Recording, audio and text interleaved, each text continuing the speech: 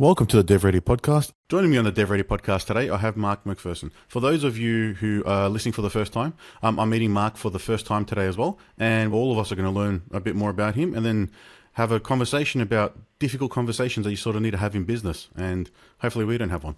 I'll hand it over to you, Mark, and I'll let you introduce yourself. Oh, well, look, I'll be brief. Mark McPherson, I'm Sydney based, and I've been in the business of helping people master tough conversations now for quite a long time. And I'll just say it all started because I took over a team of 14 people once, and 13 were terrific, and one really wasn't behaving well and wasn't performing well. And I found it, I won't lie to you, I found it really hard to know what to say. As a newcomer, you don't want to upset the apple cart, and I found it really hard. So I went to lots of seminars and I read lots of books, and they just didn't cut it, Anthony. I wanted practical stuff I could use right now, not philosophical stuff, not about why are people difficult or why this and the psychology of it all. That's fine, but what people like me need is straight down the line advice, and I was unable to get that. That's an interesting position to be put in when you've got one person not performing, because then they start bringing down the rest of the team. Well, it's even worse than that, because the rest of the team are saying, hey, manager, why aren't you fixing this? I'm doing my work. I'm performing well. I behave correctly. I don't make sexist comments or racist comments. How come that other person seems to be getting away with it? And then you know that. You feel that. Even if they don't say it, you feel it. And you go home at the end of the day. People don't use this term with me, but I think it's true. They lose respect for themselves. No one ever comes to me and say, Mark, I don't have any self-respect. They come with me saying, oh, I know I'm not doing the best job. I go home at the end of the day going, oh, I should have had this. And they tell me about Sunday nights when they say, tomorrow morning, I really have to deal with that person. I can't put it off another week. So I think it's a lot about self-respect. You want to be able to go home feeling good about yourself, say hello to your spouse, your kids, pat the dog, and relax. And unfortunately, people often can't. It's a confronting thing to have those difficult conversations, as you call them. It's people don't like to offend other people, and that could be part of what it is. Especially if you're employing someone or working with them, have a conversation where you're either going to offend them, it's going to cause animosity between yourselves, or it'll just change sort of like the air in the room moving forward. Look, no one wants this stuff. Here's the ideal. We go to work, people do their work, we have a joke, someone's birthday, yeah, let's have a cake. That's not a problem. Yeah. And you want to go home at the end of the day saying, yeah, we've all done a pretty good job. Oh, it was stressful, but we've done it. No one wants to have these conversations, and it's why we put them off. And let's be honest, I put them off.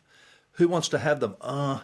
Maybe if I let it go another 24 hours, they'll come around, see the error of their ways. But it's not pleasant. It's not fun. Yet we have to step up to the plate and have them, because things just get worse when we don't. Yeah, people don't like being uncomfortable. I think that's all it stems from. And you don't want to make... It's not that you just don't want to make your own self uncomfortable. Having to talk to someone who thinks they're doing a good job, it's but they're not. That's not pleasurable. I take no pleasure whatsoever in looking at someone straight in the face. Well, there are techniques where you don't look at someone straight in the face, by the way, because that's hard on both of you. But no one wants to have to say to someone, look, thanks for your report and the work you've done for the last 2 weeks. However, it's not what I actually asked you to do. and there's some mistakes, that's not fun. I don't want to do that. That's not what I go to work for.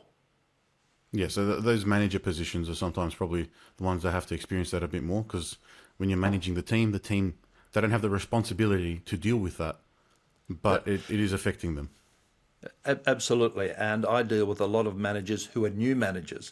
In fact, recently I'm working with 2 managers in a rather large company, and they were here on the floor as they use that term, were on the floor. Now they're here, and they have to look at people who they are friends with, Yep. who they go to the pub with on a Friday night. In one case, they'd even been to someone's wedding, and now they have to turn around to their mates and say, what you said at the staff meeting yesterday about Rachel or whatever was not acceptable, and I don't want you to ever say it again. And you've got to say it as I'm looking to you. It's not like, oh, you really shouldn't say those sorts of things. Yeah, you have to mean it. I'll just throw in a few little terms for you. I call it being tactfully assertive. Assertive is straight down the line. We can all be assertive, but I do like the idea of being tactfully assertive. Try tact first. It would be better if. I can see you've put in a lot of effort for. This bit here could be improved. I would have done it slightly differently. We try these things first, but sometimes, anyone who's been a parent knows this. Yep. You try really hard to get people around to doing the right thing. It'd be great if you tidied up your room, but sometimes you've just actually got to say, put it away or else. Yep. No parent wants to do that. No manager wants to do that. Hopefully they don't. No, hopefully they don't. It's the wrong kind of person to be in that position if they do. So in that position you were placed in when you had that team of 14 and you had to confront that one employee, you couldn't find the right resources. So what did you just like rip the Band-Aid off and just decide to have the conversation, or how did you approach it? Well, let's just be honest here. I've made plenty of mistakes. So first of all, my big mistake was putting this off for way too long. That was my first thing. Maybe this. But I created my own material. That's what I eventually did. I went to a 2-day course once, and got halfway through the first day, and we did some butcher's paper, and we got to know each other, and it was fun. But I said, but when do we actually learn what to do? So one of the things I've written is what I call personal conversation scripts. These are the outlines of what to say, in what order, and when to stop. Because we have a tendency to say this extra stuff. And I've seen people spoil everything that they've said by saying, oh, I'm really sorry it came to this, and I wish I wasn't in this position. Just stop it. Okay. I'm not saying you should be harsh, but you've got things to say those things, and then that's it. Don't put the boot in. Here's another one that sometimes we're too soft, but sometimes we put the boot in. I hope I've made myself very clear. Why would you say that?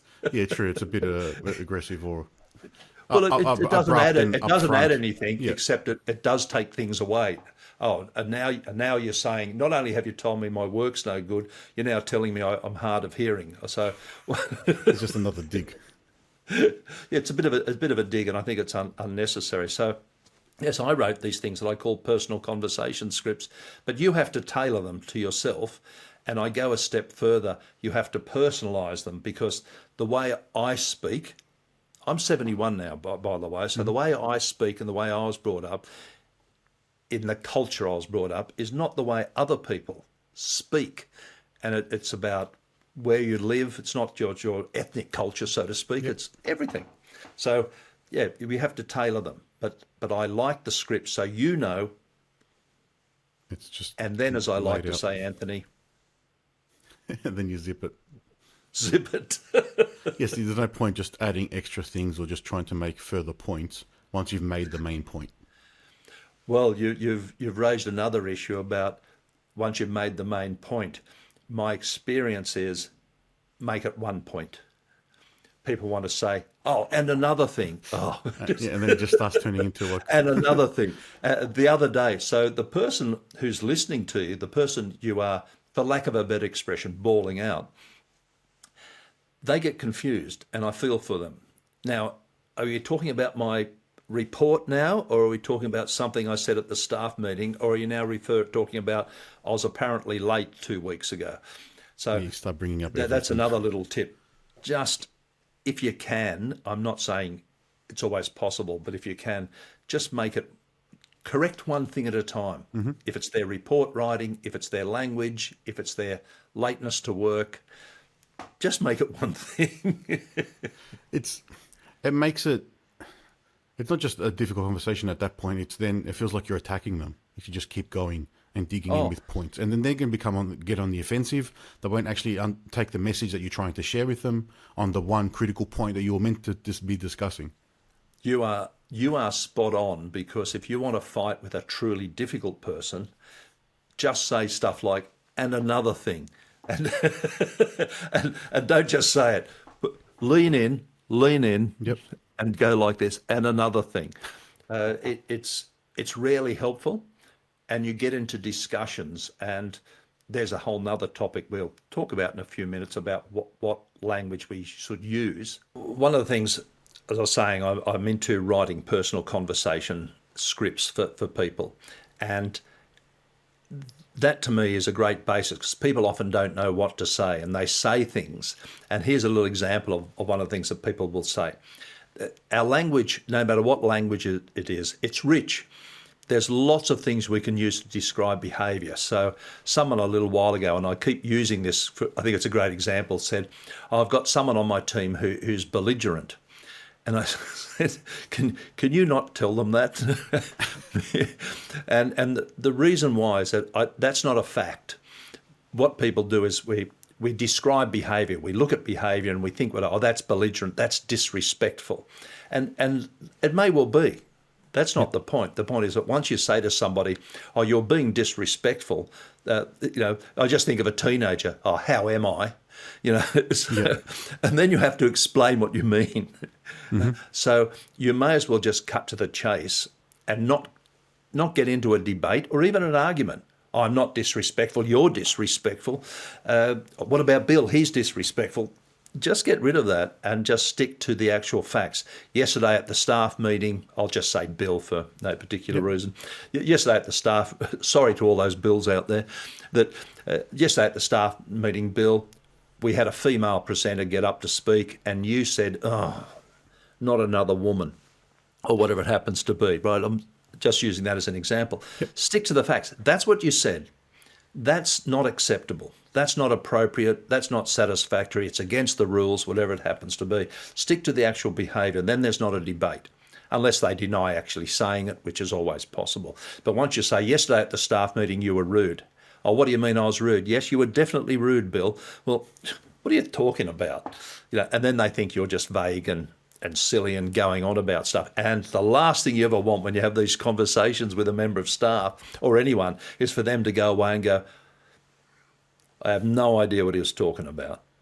Yeah, so you've got to stick to the facts, not opinions. Yeah, so I call them facts. And someone a while ago said to me, oh, you want me to be boring and dull, Mark? And I said, look, if that's what you call it, fine. To me, it's not boring and dull. It's just sticking to the facts so that there's no debate and discussion about what does that mean, what does that mean. I'm not belligerent. It's just silly. So I'd say stick to the facts. And if that's boring and dull, so be it. Yeah. And then sticking to the facts rather than having the opinion or adding in all the extra like salt and the extra words that you're using will help you probably separate like a bit of personal from the conversation, personal wording or opinions or image from the conversation, I'm assuming as well, because now it's company policy is this, you did this. It's not me saying that this is what happened or why it shouldn't be said. It's company policy. Because I'm guessing that's probably how you have to frame everything. Absolutely. And in some of my personal conversation scripts, we start off with the two things you've just mentioned, which is F, facts, and the next thing is E for explain. Explain why it's a problem. You at the staff meeting said this is a problem because. And that word because is such a great word. Even parents just use it by itself, because. But taking it away from you, it's okay, by the way, to be personally offended by something. I found your foul language. Yesterday at the staff meeting, you said sometimes you actually have to say what the word was. I'm sorry. Mm-hmm. But it said that. I was personally offended by that language.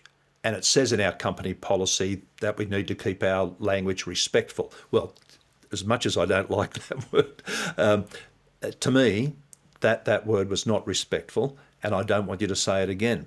So I'm so glad you mentioned that, because it is, here's what happened, but so what? Because that's what someone will say, yeah, so what? The guest presenter is an idiot. No, well, that's a problem for me, or that's against our company policy. Or, as sometimes it's not written into company policy, it's called good manners. Yep. And it'll become policy the next week. It should become policy. Because and depending on sort of how close-knit the team is or how relaxed, they may start saying, oh, there's other people that are doing it, or they said it the one before, or they also said it. But I don't know how some things you have to tell kids. It's some things you have to think and not say. So think as much as you want, just don't say it out loud. There's nothing going to stop anyone from thinking that this person's a jerk or whatever. Yeah. But can you not say it? That's important. But you raised something there about other people. This does happen all the time. People say, but what happens if they say, oh, how come you didn't stop Susan from doing this, or whatever it happens to be? Well, this boils down to being consistent. Any manager, any parent, anyone who's the chairperson of a community organisation needs to be consistent. You can't just pick and choose who you chip on their foul language or their blaspheming or whatever it happens to be. You must be consistent, and that's what teams expect. They expect you as the manager, the leader, whatever you want to, the boss. They expect you to have rules, but they expect them to be evenly applied and often swiftly. Yeah, it needs to be consistent to everyone, so everyone understands what the expectations are. Because if you let something slide, the expectations are going to be unknown, so then they think they can do that. Which brings me right back to a basic thing that I sometimes work with companies for is, what are your standards here? And I often call them team protocols or whatever. We all know you're supposed to come to work. It's in the duty statement. You come to work at this time, do this, you don't leave, you fill in your timesheet if we're still doing that sort of thing, whatever it happens to be. But there's other little things that often aren't written down, like who tidies up the meeting room. And someone will say, oh, we have a cleaner for that. Well, yes, but the cleaner comes in at 4:00 and I need the meeting room now at 2, and there's sandwiches and things everywhere. So these are the little things that often get under people's skin. I'm surprised at how many times I work with people and organisations. It's not the work. I read on LinkedIn and elsewhere, oh, it's the bad bosses, that's why you leave, toxic bosses or this, that, and that. Usually, in my experience, it's the little things. Like, okay, we have a dishwasher, but no one's told me I'm supposed to empty it. Just keep putting things in it. It's these things, open planned workrooms, workspaces. Those sorts of things create hassles for people. Someone speaks too loudly. Well, what is the rule? Do we have what is the system here? When someone goes to the toilet, do you answer their phone? These are the little things which really bug people. And why does Bill speak so loudly on the phone to his mother for half an hour? I do not want to hear about their personal turmoils in their family. Everyone needs to be on the same page and understand what's expected of them and when they should sort of like share the load. But I think that's going to come down to a difference in people, because you'll get some people that are a bit more autonomous and do a bit more than others. Oh. So they'll be emptying the dishwasher and loading it. Then eventually they may get resentful about no one else ever doing it. But they may not talk about it. Absolutely. And it's up to them, I think, to actually raise these issues. But I'm going to give the other side of the story here. I have worked in places where someone does that and organises the birthday cake and does this, and I'm saying, do you actually do any work? Everything's being, and they're rearranging the meeting room and putting up some lovely posters to make it look nicer. That's fine, but there's always some sort of, dare I use the word balance, but there's always got to be some sort of balance in this. But I'm into where it often starts is standards. So if somebody says, your report, Anthony, is not as good as it should be, well, who said that? Like, where's that rule? So that's why I'm really keen on what I call standards of behaviour, because if you're not clear about those right from the word go, then you will get backlash because, well, who said I was supposed to tidy up the meeting room? Oh, it's common sense. Is it? Is it? Well, one thing I would like to leave your listeners with, because I want to give them something that they can really take away with. I mean, I think what we've discussed is important already, but I'm going to give you one of my little scripts because I think this is useful. It won't be earth-shattering. No one's going to say, oh man, I've never thought of that before. But what I like to do is put it in a script so that it's easy to remember. It's not just in the back of your mind maybe. So, and I've started it already. FEA. F for facts. This is what's happened. Explain the problem. And the A is for ask a question. This does not always work. I'm not suggesting you should always do it, but I can give you an example where I had someone who made some big mistakes on their timesheet. Now, a part of me says deliberate mistake in their favour. Yep. Right? Shock and horror. It wasn't my biggest issue, and that's another thing we've got to work out. How big an issue really is this? Because we can get bees in our bonnet too about something. So I said I'll just say Michael for convenience, mainly because that was his name. But here's a little trick, and I'm just going to use my mobile phone because I don't have anything. I don't have paper these days. Who has paper? No one. But you can use it with a laptop or whatever it happens to be. Okay. So I said, Michael, the nice pleasantries. Thank you for coming in. Thank you for all that sort of stuff. Okay, fine. But I said, Michael, I noticed here on your timesheet, and I said blah, blah, blah. So we're looking at this on your timesheet, and I explained exactly what days it came in at what time, and I knew that was not correct. On the Monday, I did the same with the Tuesday, I did the same with the Wednesday. Now, here's a little trick. First of all, looking at Michael's face is hard work, right? This is hard work. There's a limit to how long you want to look at someone in the face. So no wonder we look at their nose and so you may as well grab something. Distract that. So you know exactly what you're talking about. And here's another little trick. This is the bad thing. Yeah, okay. This is the bad thing. And when parents talk to their teenage son or daughter about their report card, they often do this. They hold it in front. Here's this. No, blah, blah, blah, blah, blah, blah, blah, blah. And then they say, look at it. They might even say, hold it. And then the parent says to themselves, something's not working here. And they are very tempted to say, oh, we love you. It's your behaviour that's the problem. Well, I'm sorry, all of this really said it was them. But if you hold it to the side and say, this is the problem, this report card. We're not letting you off the hook, but this is the timesheet, that's a problem. And that's when I said the facts, and that's when I put it upside down, and then I said the E for explain. Michael, that thing is a problem for me because I have to sign it as a true and accurate record, and I can't do that. That's the problem. What we're tempted to say is, you stuffed up that timesheet. Yeah. How long have you been here for? Yeah. It's not worth it. But so what I said was facts and explain the problem. I'm in charge. And then I asked a question. Is there something I need to know? Now that's his opportunity, right? An explanation.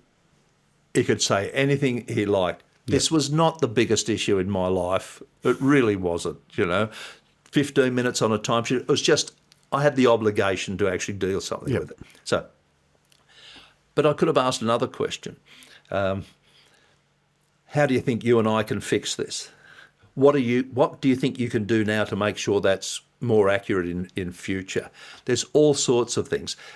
What do you think we should do next? Is there something that the company should be doing to make sure we can fix these things up? There's lots of things you can ask. It's not always the right thing to do to ask those questions. But in a lot of cases and it's saved me so much time because they know they've done the wrong thing. They know they've stuffed it up. And yes, they'll say, oh, I'll fix that up and make sure that it never happens again.